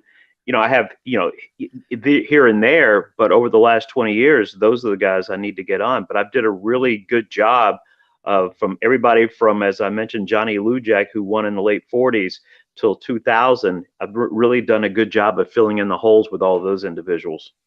Yeah. I mean, I think it is just so fun to go back and listen. What you find is these guys truly loved the game, and it was about their teammates, the brand, the logo on the side of that helmet, and that's all so special. Johnny, tell people again, stay with us if you can, but before, I'd love for you to, but let people know for sure how they could follow you, all the great work you do every day of the year. Yes, the best thing to do is just follow me on Twitter at BP Frank Show. You can also follow me on Facebook at Johnny Ballpark Franks. But my weekly show is now every Monday, 5 to 7 in the afternoons on the UMP down in North Alabama, 7:30 a.m., 103.9 FM. You can also listen worldwide at umpsports.com. Plus, you can download the UMP Sports app to listen anywhere, wherever you have your cell phone as well. Well, yeah, and there's a big billboard, home of Johnny Ballpark Franks, Ray Mooring, and Werner von Browne. Hey, stay maybe with one us. day. Yeah. I can stay a few more minutes, so I'll stay another segment with you guys. Stay with us. Jordan Hill, 24/7 Sports, covers Georgia for us. And Jordan, love having you on here. You got a great background. You've covered Auburn, covered Georgia. You're the first guy I've ever had on here that really broke down. Georgia's a big state, 11 million people. People in South Georgia, the Florida game's bigger. West Georgia, the Auburn game's bigger. North Georgia, Tennessee. Northeast Georgia, maybe Clemson or South Carolina. But a lot going on down there in Athens. But one thing you don't hear a lot about with Georgia is guys leaving. But there have been a few guys leave. Let's talk about who's left and who they're bringing in. Yeah, I mean, I think the biggest storyline outside of guys who went into the draft, we expected a lot of those guys, Darnell Washington, Kenny McIntosh, a few guys, Jalen Carter, who may wind up being the number one pick. I would say the biggest surprise, of the draft guys, maybe Warren Erickson, who was a backup lineman. Kyrus Jackson was a veteran, but I'm not sure what he'll be able to do in the NFL. But the biggest surprise was A.D. Mitchell. He goes into the portal and pretty much immediately lands at Texas, which had been rumored as where he was headed. He's from Texas. He's got a daughter in Texas, so maybe that was a big piece of the puzzle. But yeah, I mean, the loss of AD was a significant one. There's a lot of questions now at the X receiver position, which AD played. They got Ra Thomas from Mississippi State. He got arrested Monday morning. We're still waiting to see the details of that. I'm kind of of the mindset to wait and see the arrest report, what comes out of that. But that's a big question because he was going to be that guy. It's huge. They got Marcus Rosemi-Jack-Saint back. He was the guy that stepped up when AD was out and played that X receiver position. So some significant departures. They've got some big guys who decided to come back. Ladd McConkey, big receiver to return, and just how productive he is. And really maybe the biggest one of all is Cedric Van Pran, the center, announced he's coming back. They lost Warren Erickson, who I mentioned, who had been the backup center. Lost both starting tackles. I don't think you can really overstate how big getting that center back is going to be in 2023. Yeah. Johnny Ballpark Frank's questions with Jordan Hill, 24/7 Sports. And you're just like Jason Caldwell inside the Auburn Tigers. He will not speculate. He wants to get it right. And I respect the hell out of that. Well, and the strangest thing about this case with Rodarius Thomas, first of all, I mean, is it my understanding he's only been on campus for, a couple of weeks, and he finds himself in this position where he won't allow the alleged victim out of her dorm room. And so this is one of the problems when you're talking about the transfer portal and, when you're bringing individuals from outside instead of grooming them from start to finish coming out of high school. Sometimes you're talking about cases like this. And, this isn't a good look. And I'm sure it's another one of those flags that, for head coaches from West Coast to East Coast, these are the pitfalls with the transfer portal, knowing players don't have to sit out. And I know this could have happened to anybody. It could have been somebody who's been on campus for 2 or 3 years. But what a strange story with everything else that has happened, too, after the national championship win. Yeah, for sure. And it's kind of, I think it's something Kirby Smart kept in mind. I mean, when he talked about the portal, that was sometime this fall. I can't remember specifically, but he basically said, if you're recruiting guys out of the portal, you better have known them in high school recruiting. You better have kind of known about them and known their character. And I think that's part of what makes this situation so bizarre. I mean, Kirby was really upfront about that. And Brian McClendon, we talked to him before the Peach Bowl, Georgia's receivers coach, and talked about what great guys, Ra Thomas, and then the other receiver they got, Dominic Lovett out of Missouri, really stressed how good of guys they are and how good they are off the field as they are on the field.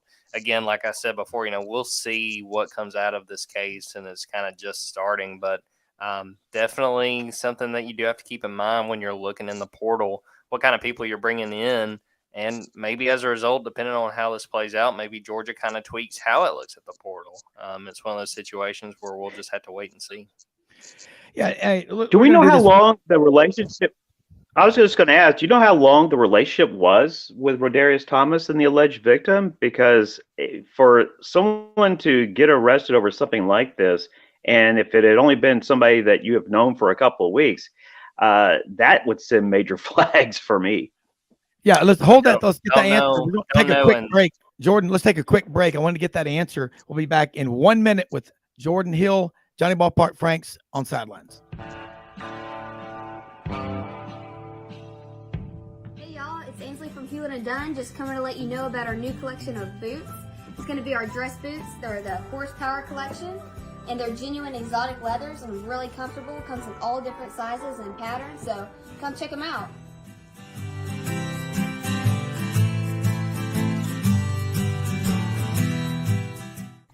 Red River Ford and Toyota, located in Wynne, Arkansas. If you're in the market for a new or used car, truck, or SUV, call, go online, or drop by and see them. Located 45 minutes from Memphis, go off the 4-city exit on I-40 and go north about 15 minutes on Highway 1. Easy to work with and still believe in customer service. If you live out of town, they will deliver your vehicle to you. RedRiverFordToyota.com. Just see what they can do. Strengthen your seed zone this spring with quality tillage equipment from House Industries. Located in Cherry Valley, Arkansas, House Industries specializes in manufacturing superior equipment that will minimize your downtime and keep you working in the field. To ensure the highest quality control, all design, fabrication, and testing takes place in a 99,000 square foot manufacturing facility located right here in the heart of the Delta. Locate your nearest House equipment dealer online at houseindustriesinc.com. House Industries, breaking ground. Sidelines with Rob Browne. Talk sporty to me.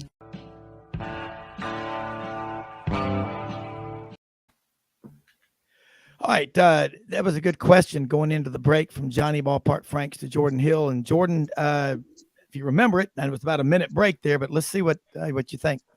I mean, I don't know, and I'm not going to speculate. I mean, that's one of those situations we're still gathering information, and I mean, just leave it at that.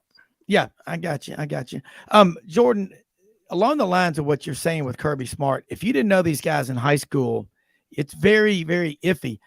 Georgia's got a very special culture going right now. You're not reading about a lot of horror stories. I mean, these guys are tight. They love what they're doing. They've got strong leadership. And, there's this debate going on. And there are people who think, well, Nick Saban just had the number one recruiting year, best year in Alabama history. That it's instantly going to fix everything. And Georgia's got to replace a quarterback, but it just goes to show you Kirby Smart learned a lot from, Nick Saban, regarded as the greatest coach of all time. I just don't see Georgia giving up that what they've earned. I don't see them going back. Carson Beck most likely going to be the quarterback with the schedule they've got. Name me a game next year other than maybe at Tennessee that Georgia won't be favored in. Yeah, I mean, I feel like Tennessee is the biggest game. And then besides that, I mean, you could maybe look at South Carolina with the way they ended the season, even though that game will be in Athens. You pull Ole Miss out of the West this time. Maybe that'll be a game to watch. That'll also be in Athens. At Auburn, I think Hugh Freeze has done a good job of bringing in new talent. But I still think they're not ready to compete with Georgia. Georgia has a really helpful runway to start the year. 3 of their 4 games to start 2023 are pretty easy games. And part of that's because they were going to play Oklahoma, and the SEC took them off the schedule with Oklahoma getting ready to join the conference soon. So, I mean, they're set up well. I think that the question on everybody's mind is who is going to be the quarterback. Time will tell. And with the way the schedule sets up, maybe they even play a few of these guys early on. But yeah, I mean, they're in good position to keep this going. It's a matter of how that new quarterback steps in and how they handle, what is going to be the second straight year where everybody looks at them as the defending national champs. Yeah, look, final segment here on Sidelines on the Tuesday Blitz. Johnny Ballpark Franks, let's go. Well, I'm curious about Stetson Bennett, moving forward. Let's just say that things don't work out at the next level professionally.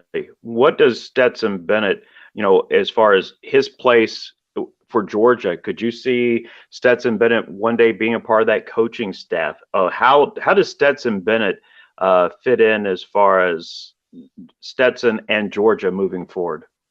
It's something to watch. I don't know for sure. He's never, that I've heard, talk about what he wants to do when he's done playing. I'm not sure that he's ever been asked if he wants to get into coaching. If he has, I can't recall it. I think he's got that option because of the way he looks at the game, the way he sees the game. I mean, there were times last year Kirby Smart said they would come off the sideline and Stetson would be saying it was, this coverage. And some of the coaches would say, no, it wasn't. And then Kirby said, we go look at the film. And sure enough, Stetson was right. So I think he's a guy that's going to try to play as long as he can. I think he will get an opportunity in the NFL. I don't know that he'll ever be a starter, but could be one of those backup guys that plays 6 or 7 years and brings something to the table, especially as he gets older. But yeah, I think time will tell. I don't know if coaching is something he wants to get into. I think he's very well capable. It's probably just sort of what his motivation is and if he wants to continue to stay in the game in some kind of capacity. Along those lines, look at Brock Purdy. Look at some of these guys that he was Mr. Irrelevant. Then you look at Kyler Murray, who's maybe 5'8", but I know he's got speed. He's injured. He's out right now. A $250 million contract. I think a guy like Stetson Bennett advances as far as he has because he's such a cerebral player and he understands the game and it slows down for him while he's playing. You don't ever see him panic.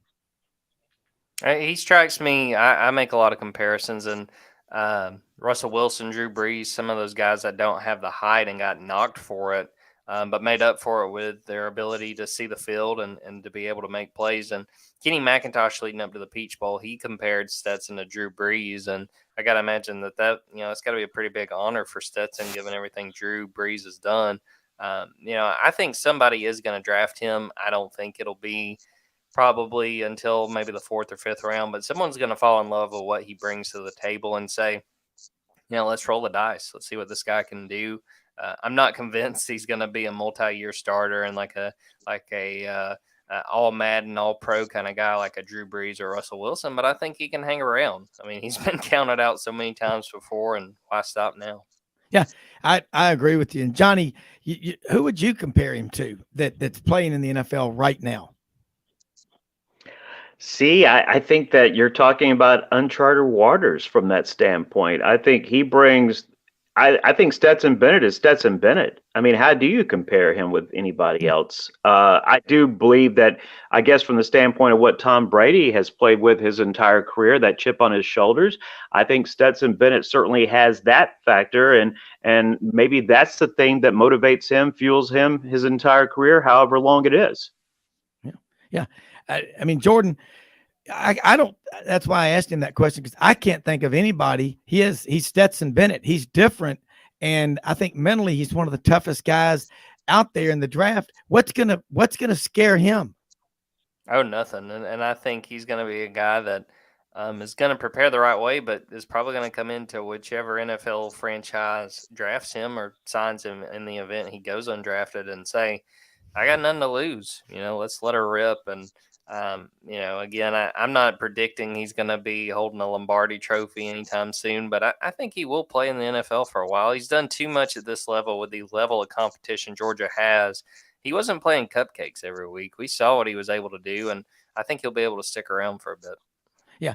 How many game-winning drives does he have to his credit? I mean, I saw something, Dak Prescott has 20 game-winning drives, and I don't consider him to be an elite quarterback, although we talked about it in the first hour. The Cowboys have sunk elite franchise type money into him, but God, he's getting a lot of money for being a really good quarterback, but he's not elite.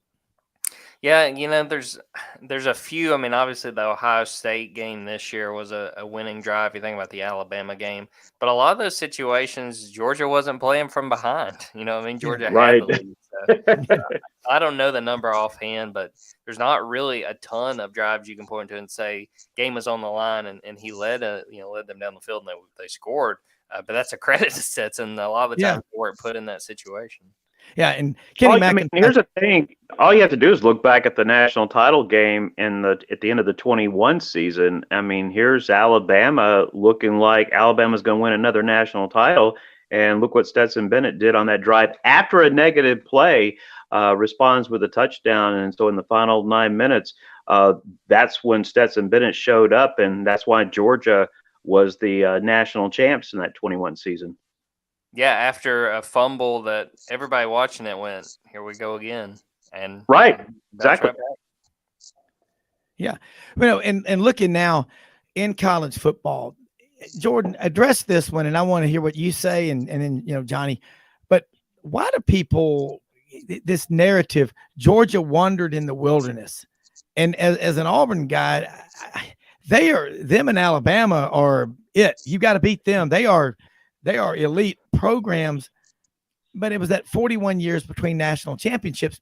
Now Georgia's won 2 national championships in a row, and people are criticizing David Pollock for saying Georgia's wrestled control. How could he say that in front of Nick Saban? Look, Nick Saban knows that Georgia has wrestled control away. He wants to get it back. I'm sure Dabo does at Clemson, but if you're a Georgia fan, I think it's okay to say we've got an elite program and we are a blue blood of college football. They're dominating Florida. They're dominating everybody right now. And I don't see any let up. No, I mean, and that's the question on everybody's mind is how long is it going to be sustained? Because, I thought after Clemson won that second championship, it was like, here we go. Not necessarily they were dethroning Alabama, but ever since then, Clemson's not quite had that. And, I think Georgia, just the amount of factors, how good of a coach Kirby is, the support staff, the entire coaching staff, where they get to recruit, how they are recruiting. I mean, it's the perfect storm. The question is, how long can it continue? And it's a question that's persisted through the history of college football. I mean, it's always who's on top and how long can they stay there. Yeah, it is very hard to stay on top. That was the question. It's like, look no further than the Clemson Tigers, the quarterback that replaced Trevor Lawrence. They're just not the same program, Johnny. Well, and I think the biggest thing, too, is you look at whoever is the best team in the SEC East, the East still has not caught up with the West. Yes, I understand Georgia has won the national championship the last 2 years, but when I'm talking about top to bottom, the East still has a lot of room for improvement. I mean, whoever is at the top of that division still does not have to deal with what the Alabamas and LSUs of the world has to deal with as far as the West is concerned. And, that's the part where, they are in this area for a reason. I mean, they're one of the best teams in the country. I would love to see the East. I really appreciated the fact that Tennessee was there until the very end of the season, until the, injury bug, especially at quarterback, caught up with them. But I want to see more than just one team battling it out with Georgia at the top of the East as a fan of college football. Georgia, the state, Jordan, there's enough talent in there for them to stay in state and probably win a national championship, but they're going nationwide. I mean, again, Darnell Washington out of Las Vegas, Keely Ringo, Phoenix, Scottsdale, whatever, Brock Bowers, Napa, California. That's not going to change, is it? No, and it's funny this year in the 2023 cycle, the state of Georgia was kind of down on talent. Still had a decent amount, but I would argue the state of Alabama may have been neck and neck between the two. And Georgia did a good enough job these last few years where they can pick who they want in state, then they go kind of a net out of the state and go get whoever they want. And that's what happens when you keep winning. And you saw with the 2023 class they signed, they're taking full advantage, and as long as they continue to bring in top talent, I mean, they're gonna be a championship contender every year. Yeah, and Kirby Smart he's only 46 years old. He just does not seem like he's going to slow down. And you look around at the competition, who are you most concerned about in the offseason that if they get this or that fixed, they're going to be a real problem? Because it's easy to get caught up in what you've got, and you got to focus on yourself. But is it Tennessee? Is it South Carolina? I mean, are they capable of getting over the hump? Spurrier had them 11, 12, and 13, 11 wins 3 years in a row. It's as good as it's ever been there. I mean, if we're talking just about the East, I would say it's still Tennessee just because of what they've been building. I still kind of wait and see with South Carolina. I do like what they did and how they finished the year. If we're talking SEC as a whole, I think it's still Alabama. I mean, the thing that has helped Georgia is that they haven't had to play Alabama every year. Now, that's going to get real interesting when these divisions get thrown out, and you really can't avoid it. And, obviously, if both teams are really good this year, maybe they play in Atlanta. But as far as the East, I still think Tennessee's the biggest threat, just with how they're able to put up points, just with what they have that is working. But, I mean, they're going to be replacing Hendon Hooker. They're going to be replacing some real talent and need a guy like Joe Milton to step up. So I'd say it's no guarantee. And, again, it's just part of the piece of the puzzle that has Georgia in a position to realistically be talking about a three-peat. Yeah. I mean, three-peat, it has never been done in history, has it? At least in the modern era of college football. That's a fact, correct? I think you have to go back to 34 through 36 with Minnesota. So it's been a while. I don't know how many listeners were around when that happened. My dad is listening. Hey, Dad. I guarantee you he's going to have some story about the Gophers. But, the Gophers, Jordan, were a power back then. But in the modern era, which I consider, the 1950 on, it's never been, it's been close, but it's just amazing that the storyline right now. Real quick on basketball, Georgia, they won 3 games. I think they're 3-4 or 4-3. The crowds are starting to show up in Athens at Stegman Coliseum. Are they going to renovate it, build a new arena? Is Georgia hemorrhaging with money for athletics? Yeah, I don't know about basketball getting a facelift anytime soon. Baseball and softball, I think they've been working on renovations there. The tennis courts are getting renovated. So I don't know if basketball's at the top right now, but they have been drawing really good crowds. They had a very good crowd on Saturday afternoon when they played That hurt. Vanderbilt, and Georgia just couldn't stop Vanderbilt offensively. And tough loss, and it kind of, I think, brought expectations down just a little bit for fans. But same time, really good year one for Mike White. Yeah, and basketball at Georgia, it's always been a mystery to me with all the talent just in the Atlanta area. If they ever can figure out how to tap into that, I think Georgia, they could be a dominant program. They're very similar to Miami. When Schnellenberger got there, Dade, Broward, Palm Beach County, he got all those kids and said, "Hey man, why don't you stay home?" And they did that. Jordan, we are running out of time. Let people know how they can follow you and all the great work that you do, and look forward to having you on next week and every week as we always do, because you do it and you do it right. Yeah, dogs247.com on Twitter, at Jordan Davis Hill, or at dogs247 on Twitter. So busy time still with all kinds of football news and things going on, and also men's basketball coverage, but fun time, no doubt, and no shortage of stuff to write about. Yeah. Last year, Georgia had the number 1 pick in the draft. And that was, I'm drawing a blank. Trayvon Walker, yeah. He was the one whose dad's a Marine from Moultrie, Georgia. I don't know. Not sure. Yeah. But that'd be 2 years in a row. When was the last time a school had the number 1 pick in the draft 2 years in a row, NFL? Don't know. Had to look it up. That's an interesting question. But anyway, Johnny Ballpark, Franks, thanks so much. And again, Jordan Hill, Sidelines here with you every Monday.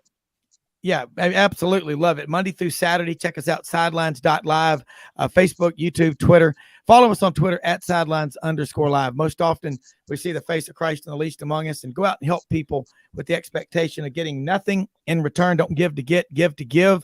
And remember, ask yourself this: are you giving more money to your school's NIL collective than you are spending on money, Christmas gifts for your family members, or giving to your favorite charities or your church or whatever? Think about that.